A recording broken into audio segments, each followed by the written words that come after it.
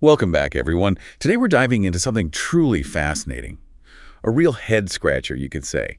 It's the Voynich Manuscript. Oh, this is a good one. Right. This book seems to be from the 15th century, filled with, well, a language no one's been able to understand. An unknown language, strange illustrations, it's really a mystery. It's like a message from another time, but one we can't quite decode.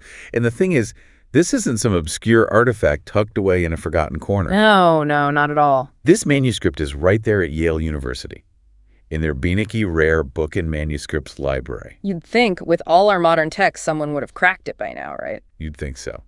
But the Voynich Manuscript remains a puzzle. So is this, I don't know, some elaborate hoax?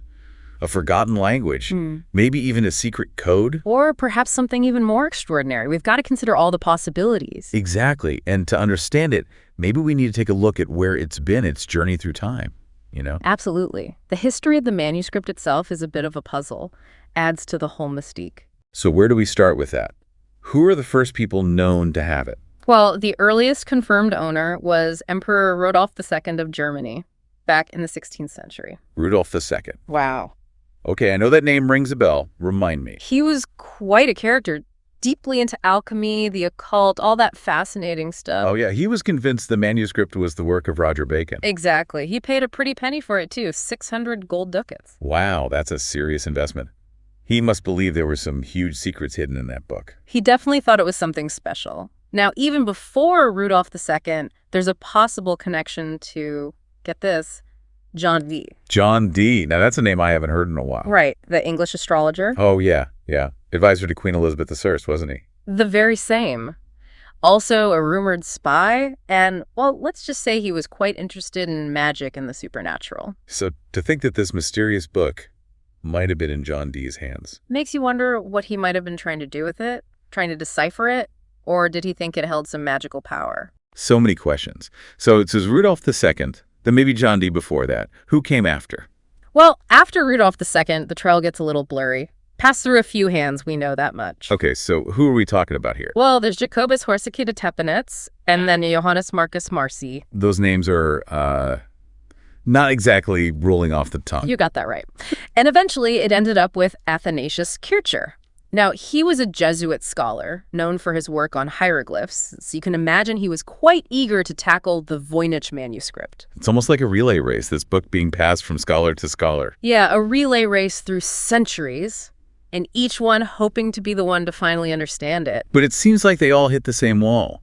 No one could crack it. Until enter stage left Wilfrid Voynich. Ah, yes, the man who gave the manuscript its name. A rare book dealer, right? Yep. Rediscovered it in 1912, added it to his collection, and the rest, as they say, is history. And now, centuries later, it's still defying our attempts to understand it. Sitting there at Yale, silently mocking all our modern attempts to break its code. Well, maybe not mocking. Maybe more like patiently waiting for us to catch up. Okay, fair enough. Maybe mocking was a little dramatic. But speaking of understanding it, it's not just a bunch of random scribbles, right? Oh, no, not at all. Not just scribbles. So there's actually some structure to it. Definitely. Scholars have been able to identify distinct sections within the Voynich manuscript based on the illustrations. Okay, that's interesting. So what kind of sections are we talking about? Well, there are 6 main sections. One of them, and this is a popular one, is the botanical section. Plants. Full of them. Detailed drawings of all sorts of plants. But here's the catch. Over 100 of these plants, no one can identify them. Really? Yeah. They don't match any known species? Nope. So are they fictional plants, symbolic representations, or maybe, and this is a thought, plants that haven't even been discovered yet? It's a real botanical mystery wrapped up in an even bigger mystery. Wow. Okay, so we've got mystery plants. What else is in there? Then we have what they call the astronomical section. Okay, so stars, planets, that kind of thing. Celestial maps, zodiac symbols, even some, rather unusual imagery. Unusual how? Don't leave me hanging. Well, let's just say there are drawings of, and I'm quoting here, nude females emerging from pipes or chimneys. Whoa. Okay, now that's something I need to see. What could that possibly mean? That's the $1,000,000 question, isn't it? And we're only just getting started. Okay, lay it on me. What else is hidden in the Voynich manuscript? Next up, we have what's called the biological section, and visually, this one's a real trip. Okay, I'm intrigued. What's so trippy about it? Well, picture this. It's full of these small, often naked female figures in all these strange settings, interacting with weird objects, tubes. It's a lot to take in. Okay, I'm starting to get a very surreal, almost psychedelic vibe from this. Yeah. What do people think this section is about? There are a lot of interpretations out there. Some say it's an early attempt at anatomical diagrams. Others think it's a depiction of alchemical processes. But without understanding the text, it's all just, what, educated guesses? That's the problem. Without a way to read the language, it's all just speculation, and there are even more sections to this book. Bring it on. What else we got? We also have the cosmological section. This one's got these elaborate medallions spanning multiple pages. Some scholars think they might represent geographical formations or maybe even a mystical worldview. So, like, the creator was trying to map out something beyond our understanding. My head is already spinning. I hear you. Then there's the pharmaceutical section, which actually seems a bit more straightforward. Lots of drawings of herbs, roots, vessels, like someone was documenting recipes for potions or alchemical experiments. But if we can't translate it, those recipes are useless. You're absolutely right. It's like having this beautiful cookbook full of pictures, but no instructions on how to make anything. A cruel joke. Right. And finally, we've got what's known as the recipes section. It's full of text, continuous text this time, each entry marked with a star-like flower in the margin. Oh, that's interesting. Maybe that's the key. We might wish it was. It's tempting to think this section might be the Rosetta Stone to unlock the whole thing, but without a way to understand the language, it's still a closed book. So we have these sections, plants, stars, mysterious figures, but we're missing the key piece, the language. It makes interpreting all of it nearly impossible. You nailed it. It's like having all the pieces of a puzzle, but you can't put them together because you don't have the picture on the box to guide you. Were we looking at scientific observations, spiritual allegories, a secret code?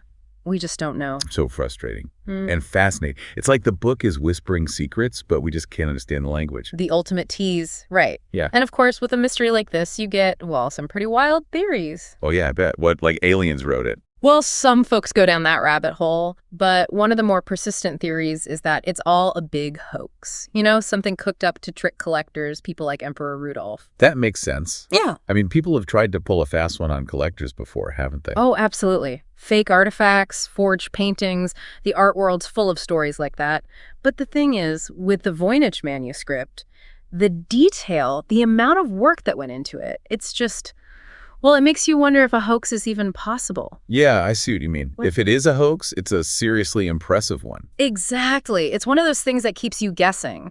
And then there's the theory that it's, you know, a lost language or a code of some sort. Yeah, that one's always intriguing. What if it's like a cipher just waiting for the right key to unlock it? Right. And some researchers, they believe the statistical patterns in the text, they point to it being a real language. Right. Just one that, you know, we haven't encountered before. Like a language that's been lost to time. Exactly.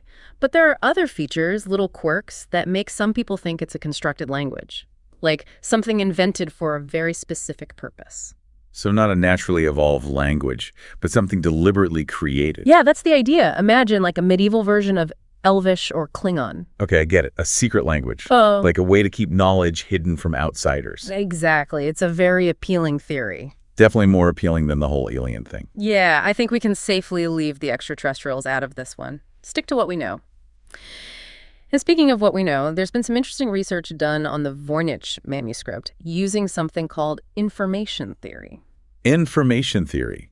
Now that sounds complicated. It can be, but it's basically a way of looking at patterns in data. And researchers have applied it to the Voynich Manuscript to see if there's any kind of structure in the text, any signs that it might be a real language. Okay, I'm following.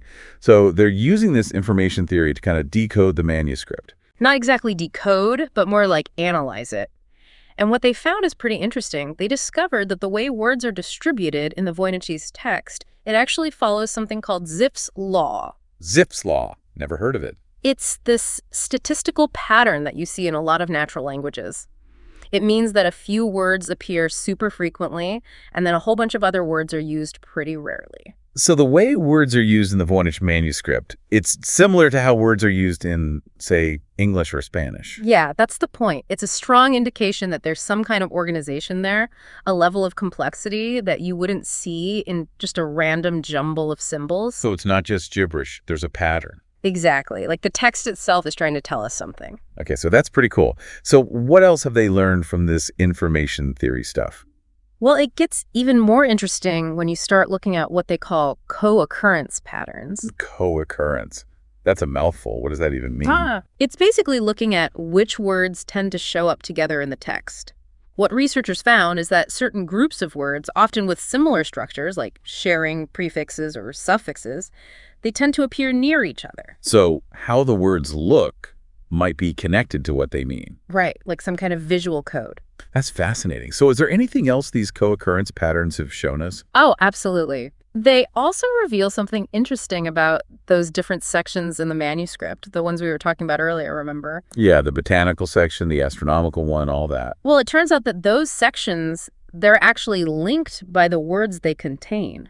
Oh, so it's not just the pictures. The text is also telling us something about how those sections are connected. Exactly. So, for example, the herbal and pharmaceutical sections, they share a lot of similar words. Like, they're talking about the same things. Makes sense. Herbs, pharmaceuticals, it's all connected. Right. But then, and this is where it gets even more interesting, they found a strong link between the recipe section and the astrological section. Now that's weird. Those two don't seem like they'd go together at all. You'd think so, right. But there it is, a connection in the language. It suggests maybe there's a link between herbal remedies and celestial influences, something like that. Wow. So even though we can't read the text, we're starting to see connections between the words and the pictures, between different sections of the book. That's the beauty of it. It's like we're starting to glimpse how the creator of the Voynich Manuscript, how they saw the world, how they organized their knowledge. That's like we're getting closer to understanding them, even if we still can't understand their words. Exactly. And it reinforces the idea that this isn't just a random assortment of images and scribbles. There's a system, a logic, a purpose behind it all. So we have this language that seems to follow rules like other languages, words that might have a visual code, connections between the text and the pictures. It really does feel like we're putting together a puzzle, doesn't it? It does, but it's a puzzle with some pretty big pieces missing. It's tempting to jump to conclusions, to say, oh, it's a hoax or it's a lost language, but the truth is, we still don't know for sure. The mystery remains. It does, and that's what makes the Voynich Manuscript so captivating. It's a reminder that even with all our modern tools and technology, there are still things out there that we just can't fully explain. Mysteries that keep us guessing. Exactly, and that's a good thing, isn't it? It keeps us curious, it keeps us searching, it keeps us wondering. I agree. And who knows, maybe one day, someone will finally unlock the secrets of the Voynich Manuscript. It really feels like we're right on the edge of something with this manuscript. We've got these hints, these glimpses into how it's structured, maybe even some ideas about what it could mean. But the big questions is what it actually says, who wrote it, why those are still unanswered. Yeah, we're so close and yet so far. I mean, we've learned a lot about the language itself, the patterns, the possible connections to other languages. That's huge progress. But we still need that Rosetta Stone, that key to unlock the actual meaning of the words. Until then, it's a lot of guesswork, you know? So where do we go from here? Do we just keep trying different theories and see what sticks? Or are there, like, concrete steps researchers can take to try and crack this thing? Well, there are a few promising avenues. One of the most exciting ones is continuing to analyze the language itself. I mean, think about it. With all the advancements in computational linguistics, artificial intelligence, who knows what we'll be able to do in the future? So you're saying technology might be the key? It's definitely a possibility. We might be able to identify even more patterns, maybe find connections to languages we haven't even thought of yet. Heck, maybe we'll even be able to decode small sections of the text. It's an exciting time to be working on this, that's for sure. It's pretty amazing to think about. So technology is one path. What else? Well, there's always good old-fashioned historical research. We can keep digging into the manuscript's ownership history, trying to fill in those gaps. If we can pin down its origins with more certainty, it could give us some big clues about its purpose, the context in which it was created. Like a detective story, right? Following the trail of the manuscript through time, hoping to find that one clue that unlocks the whole thing. Exactly. And then there's always the chance of a lucky break. You never know. A related text might surface somewhere, Or a researcher might just stumble across a key piece of information that changes everything. It's happened before with other ancient mysteries. Sometimes it's just a matter of time and a little bit of luck. And it just goes to show that even though the Voynich Manuscript has baffled us for centuries, we can't give up hope. It's almost like a challenge to humanity, isn't it? To keep pushing, to keep searching, to never stop trying to understand the unknown. Well said. And it's a challenge we seem to be embracing. It's inspiring to see how much time and effort people are putting into solving this puzzle. I agree. And even if we never completely decipher it, the Voynich Manuscript has already given us so much. I mean, think about it. It's sparked our curiosity. It's challenged our ideas about language and knowledge. It's shown us that there are still mysteries out there that can capture our imaginations and keep us searching for answers. It reminds us that the journey of discovery is often just as rewarding as the destination. That's a great way to put it. We've covered a lot of ground today. The manuscript's history, the latest research, even some of those wilder theories.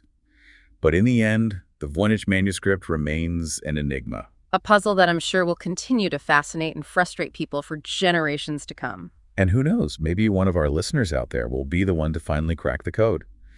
If you have any thoughts or theories about the Voynich Manuscript, we'd love to hear them. Don't be shy, share your ideas, no matter how out there they might seem. And if you have suggestions for other mysteries you'd like us to take a deep dive into, let us know. We're always on the lookout for new puzzles to explore. That's all for our deep dive into the Voynich Manuscript. Until next time, keep exploring, keep asking questions, and keep your minds open to the wonder of the unknown.